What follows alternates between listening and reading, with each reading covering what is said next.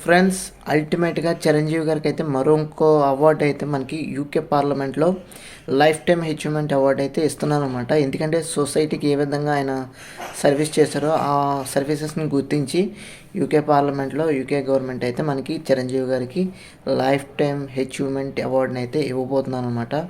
So అది మార్చి 19న అయితే యూకేలో జరగబోతుంది. సో ఇలాంటి అవార్డ్స్ మరెన్నో చిరంజీవి గారికి రావాలని మనం అందరం కూడా మనస్ఫూర్తిగా కోరుకుందాం. ఎందుకంటే సినీ రంగంలో ఎంతోమందికి సేవా కార్యక్రమాలు కానీ సహాయం కానీ చేశారు.